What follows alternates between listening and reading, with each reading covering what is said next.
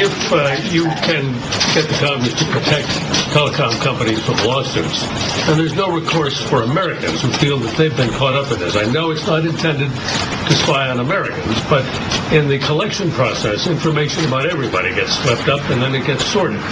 So if Americans don't have any recourse, are you just telling them when it comes to their privacy to suck it up? I wouldn't put it that way if I were in public, Bill. I mean, you've been around long enough to... Anyway, yeah.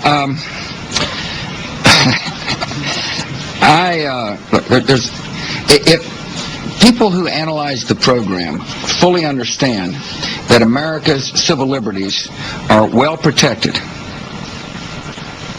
there is a constant check to make sure that our civil liberties of our citizens aren't, are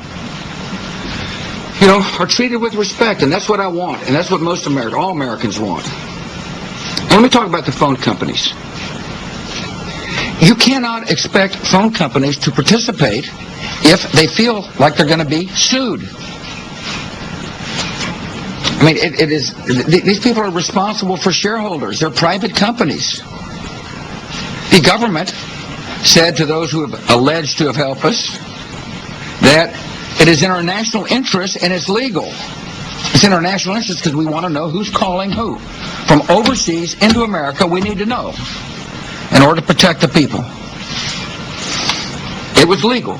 And now, all of a sudden, plaintiffs' attorneys, class action plaintiffs' attorneys, I don't want to try to get inside their head. I suspect they see, a financial gravy train are trying to sue these companies. First, it's unfair. It is patently unfair. And secondly, these lawsuits create doubts amongst those who will, whose help we need.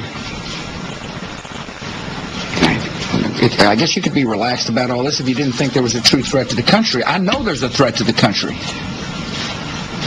And the American people expect our Congress to give the professionals the tools they need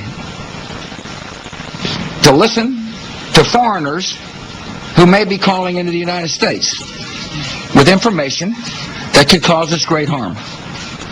So, on the one hand, the civil liberties of our citizens are guaranteed by a lot of checks in the system, scrutinized by the United States Congress. And secondly, I cannot emphasize to you how important it is that the Congress solve this problem. The Senate has solved the problem. And people say, would you ever compromise on the issue? The Senate bill is a compromise. And there's enough votes in the House of Representatives to pass the Senate bill. It's a bipartisan bill. And the House leaders need to put it on the floor. Let the will of the House work. My judgment happens to be the will of the people. To give the professionals the tools they need to protect the country. Blaine.